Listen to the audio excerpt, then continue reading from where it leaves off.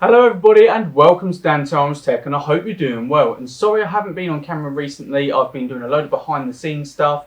Studio was packed away. I've got stuff coming in, being stored, ready for a big announcement in the next 6 to 8 weeks, hopefully. But a video will be done on it. However, I've been gaming for the last 6 years on these Acer S23 6HL monitors. They're 21 inches, they're 1920 by 1080p and a refresh rate of 60 Hz. However, they have been overclocked to 70 Hz. But today I had this arrive. It is Asus's Rog Strix curved gaming monitor. Now it's 32 inches, 2560 by 1440p, 144 Hz refresh rate. So let's roll that intro and jump straight into this.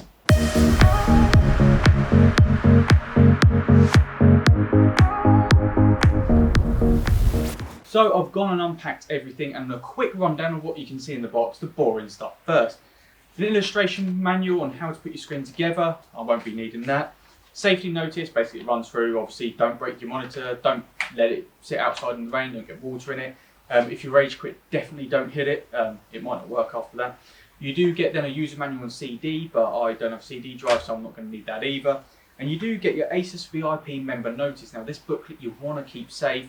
It will have your name, your address, your serial number in there. Obviously it comes with a 3-year manufacturer warranty as well, so make sure you fill that out. Obviously the date of when you bought it as well, and the receipt, keep the receipt, but I'm going to get rid of that. Cables wise, I've got my 3-pin plug over here with the AC adapter. It's quite a chunky one as well, which is quite nice. As you can see, very nice, solid, but obviously I'm going to put that to one side because I'm going to need it. Cables wise, you do get a 2-pin power cord as well. Again, I'm not going to need that because I'm in the UK, so we only use 3-pin plugs. HDMI cable. Now this is brilliant. You won't get 144 Hz using this HDMI cable, but if you've got an AMD graphics card, then obviously FreeSync will work perfectly over HDMI. Doesn't work over Displayport, as far as I can remember. Other cables wise, you get a USB 3.0 lead to the mini USB 3.0 on the back, and that's obviously to power the 2 USB adapters on the back of the monitor, which I will show you in a minute. And obviously you get your DisplayPort to mini DisplayPort cable as well. So this is brilliant. This is what you're going to need for 144 Hz. However, I'm not going to be using this cable. I basically saw online that I wanted a decent cable, so I went to a company called iVanki. Now you can find them on Amazon as well. I think this lead on Amazon is about £13. If I open it up, it's really nice cable. It's braided, it's grey, it's got gold pins on the end. And yeah, £13 on Amazon, so obviously if you want to go and buy yourself a really nice, cheap, 3-metre long DisplayPort cable, the link will be in the description down below. It is an affiliates link and it does help out the channel, but doesn't cost you anything extra. But yeah, that's in there, obviously the link is down below. So I'm going to put that to one side because I'm going to want to be using that for 144 Hz. Now obviously I'm just going to quickly set up the, excuse the noise, the power adapter. Because I want to show you the monitor in its full glory in just a moment. I'm going to need that there. Base wise, here is your base. Pretty funky, pretty big. It's actually really nice. As you can see, the ribbon around the end of it. And yeah, oh, that is obviously pretty sturdy. That's not going anywhere. You do also get the face cover that goes on the bottom. This is where the RGB will shine through. Now you do get, I believe, 2 others. You get a clear one and you get another one exactly like this. Obviously different design, but that pops on the bottom. Now one thing you will remember is on the bottom there's a screw here. You need to take that out because when you pop the screen in, this little screw will hold the screen to the base. Don't get me wrong, it's pretty sturdy on there anyway as it is difficult to get off, but that little screw on the bottom, obviously you want to plonk that right in underneath, obviously connect it all up. Screen wise, however, this is how big this monitor, if it goes in, actually is. Now, I can't get it to go in, there you go. The base just pops right off, but there you go. she's in, and it is huge. It's 32 inches, 2560 by 1440, and yeah, I'm just going to go and pop this screw in quickly.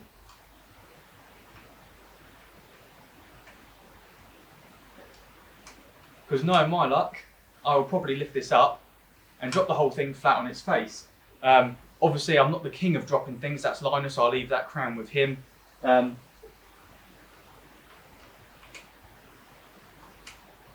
Yeah, I can't seem to get it in. So basically what I'm going to do is, this might tick off a few people, but the curve on this monitor is absolutely huge. It's an 18,000 curve. And yeah, it's obviously not the biggest curve you can get, but it is pretty solid anyway. And I think I've just, where's the screw gone? No, it isn't. It isn't underneath. Don't worry, I didn't put the, so that might tick you off. Don't worry, I've only laid it on the curve itself, so it's not actually touching the screen. But there you go, it goes in straight away. Should I lift this up and try it? Probably not. It's probably going to be a bad idea. Might do it for the lulz actually, just to see if I do drop the thing flat on its face and ruin a 440 monitor. Like I said, on Amazon at the time of filming, this is £438, which is pretty decent. There you go. So there she is. So you've got the full height range there. Obviously it tilts to a pretty nice degree, and I believe it's a 175 degree turn, which that is really, really nice. Obviously do excuse my finger marks at the top. So there you go. Right, on the back of this monitor as well, if I just turn this round for you, there you go. And there's the back. So it's really, really nice, really, really stylish. Obviously you've got some vents up here, and obviously your OI panel is just underneath there. Now with that, obviously I will hopefully get a closer look once I find something to put this down on. Actually no, I'll tell you what, I'm going to do the same that I just did a minute ago, because it was absolutely fine. And that is spring loaded. That is pretty hefty. Now I don't know if you can see that very well. I will try and get the camera in a little bit closer for you, so do bear with me. But you've got your HDMI input, you've got your DisplayPort input, you've then got a mini display input there, headphone jack, your USB small squared adapter to run these two USBs here, and then obviously you've got a your power adapter in there. Don't know if you can see that very well down there. I am going to try and get it zoomed in for you.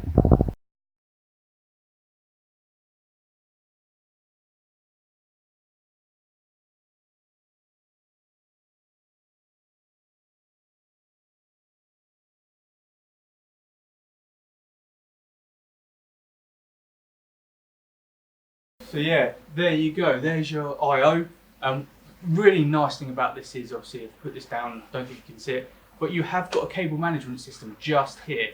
So it goes through from your I/O up here, through and out the back, so you can hide all your cables.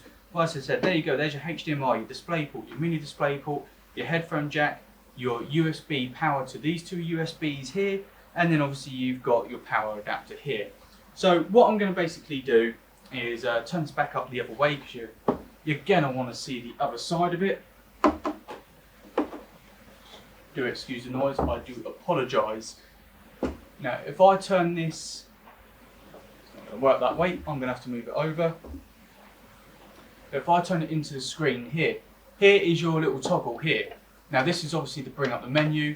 These four buttons here, the top one just underneath the red toggle is to cancel any sort of movements you do. You've got another one underneath, which is your Game Plus, I believe it is. You can choose between a couple of different gaming modes. You've got scenery mode here. Now you can change this between sort of normal, sRGB, mono, scenario, cinema. I think you've got an FPS mode on there as well. And the bottom one is you're basically on and off. So yeah, that's pretty much the ins and outs of this monitor. Actually, I do want to leave this turned around for you for just a moment. And if I zoom back out,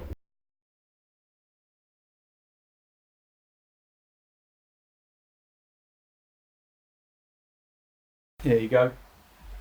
We'll actually plug her in and see what she looks like. The other thing I did forget to do is put this on the bottom.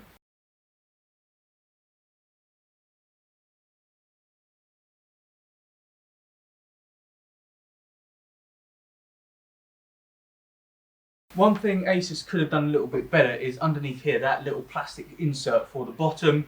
It doesn't fit down. It would have been nice to have a little clasp or something on the back there, but that's just me being a bit pernickety. And if I plug this in and turn her on, there you go. She lights up. I don't know how well you can see that. I will turn off the lights for you as well, just so you can get an idea of what she looks like.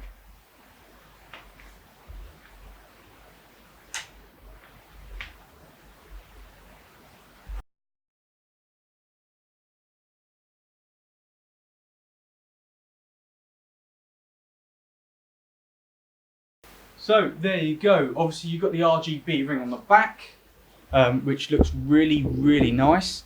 Obviously it's not bright enough for when it's up against the wall, because this is actually silver. It's not, as far as I could tell, not fully transparent. It did have a silver tinge to it.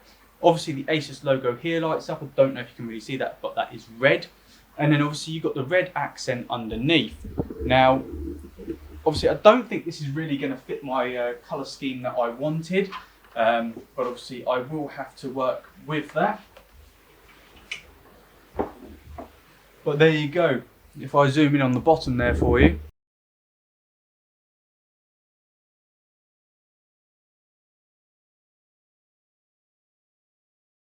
It looks really, really nice. And obviously when this is fully down, you can just about see it.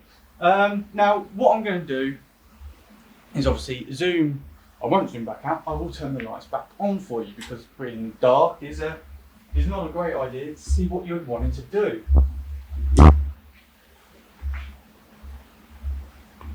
Right, so there you go. Move this up. Sorry about the noise, people. If any noise comes from me moving the camera, I do apologise to you. There you go. Come back out. And as you can see, all the dirty finger marks up here. Now that is really, really going to annoy me. I don't know if I do have a cloth anywhere that I can use, unfortunately. But yeah, let's get this hooked up. Let's see what it looks like with my Hdmi cable. And yeah, give you some idea. And obviously Hdmi give you a really, really nice, I don't know if you can see that at all, light might be on it, little sort of cable management kit. But yeah, it looks like a really, really nice monitor, and I can't wait to see it in gaming. Now, if I just get rid of that, plug that in. Obviously, I've got to find it on the back of the I/O for you. Displayport, there you go.